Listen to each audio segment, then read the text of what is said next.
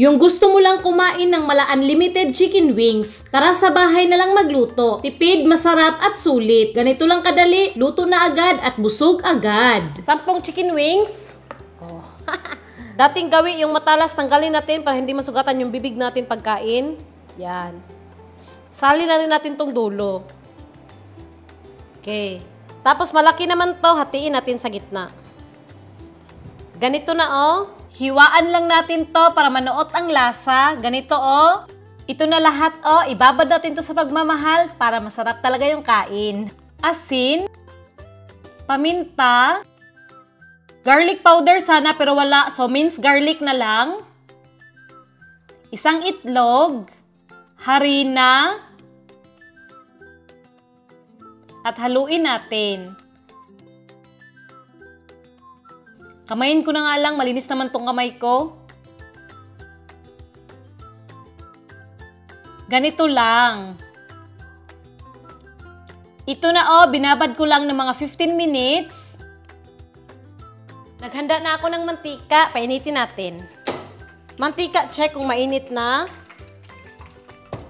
Yan, lumutang, meaning okay na. Itong mga manok, isa-isa natin ibalot sa cornstarch para mas malutong. Yan oh. At iprito na natin. Ooh. Yan, 10 lang muna no kasi wala nang space. Dinlutuin lang hanggang mag-slightly golden brown. Ganito oh, slightly golden brown na. Yan oh, sa malapit. Hanguin.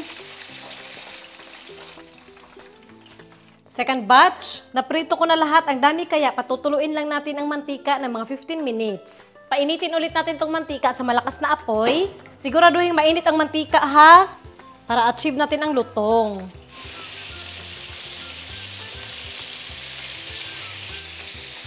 Yan oh. Wow.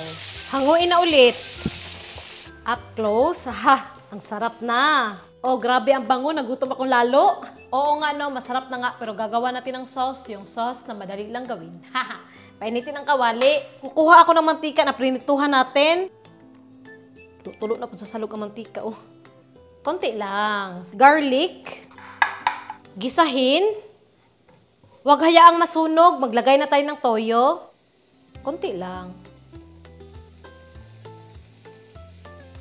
Brown sugar para mag-balance yung lasa. Hindi lang alat yung makakain natin. Paminta. Haluin muna, no? Tansyahin mo lang yung sauce kung gaano kadaming manok yung niluto mo.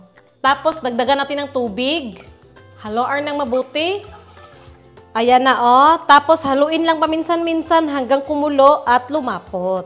Ganito, oh, na medyo lumapot na. Yan. Ayan, oh, hindi ko na plain. Nalagay ko na yung mga manok. Lakasan lang yung apoy para hindi magsagi yung mga manok. Paghalo. Na na na na na na na. Lagyan nyo ng sili guys ha, kung gusto nyo medyo maanghang, pero ako pass muna sa sili ngayon.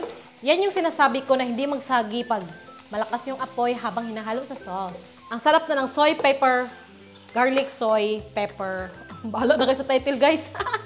Oh, sa malapitan. Yan. Bitaw, tikman natin to.